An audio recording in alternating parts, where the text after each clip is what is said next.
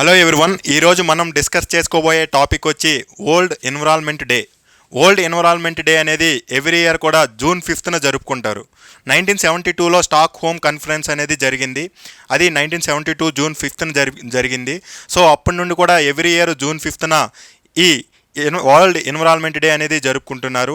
Every year కూడా ఒక theme ఉంది. అలాగే ఈ ఇయర్ 2024లో కూడా ఒక థీమ్ ఉంది. ఆ థీమ్ చూసుకుంటే land restoration and desertification, drought resilience అనేది ఉంది. తర్వాత 1982లో కూడా నైరోబీ సమిట్ అనేది జరిగింది 1982లో.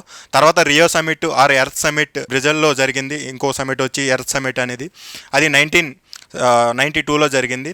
తర్వాత దీంట్లో చూసుకుంటే యుఎన్ఎఫ్సిసి COP 1 నుండి ఇప్పుడు 28 రీసెంట్గా. సో యుఎన్ఎఫ్సిసి అంటే ఆల్రెడీ మొన్న లాస్ట్ వీడియోలో డిస్కస్ చేసాం, United nations framework convention on climate change అనేది. అయితే ఈ కాప్స్ అనేవి ఎవ్రీ ఇయర్ కూడా 1994 నుండి జరుగుతున్నాయి. అయితే మొన్న రీసెంట్గా చూసుకుంటే యుఏఈ దుబాయ్లో జరిగింది. అంతకుముందు COP 26 అనేది దానికి మన ప్రధానమంత్రి నరేంద్ర మోడీ గారు అటెండ్ అయ్యారు. దాంట్లో పంచామృతం అని ఒక దాన్ని తీసుకొచ్చారు, ప్రిన్సిపల్స్ని 5.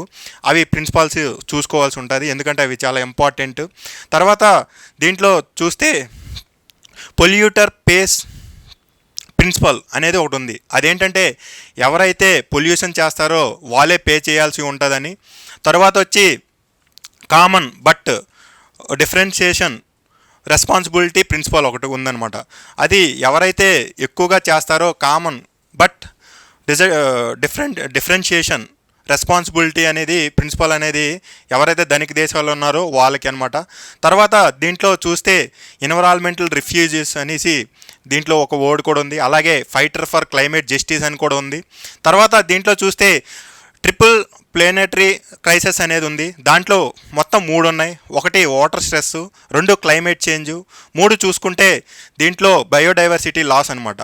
అయితే దీనికి ఒక సొల్యూషన్ ఉంది. ఆ సొల్యూషన్ వచ్చి ప్రొడ్యూస్ చేసేవి, కన్జ్యూమ్ చేసేవి కూడా సస్టైనబుల్ ద్వారా ఉండాలి, కానీ అన్సస్టైనబుల్ ద్వారా ఉండకూడదని.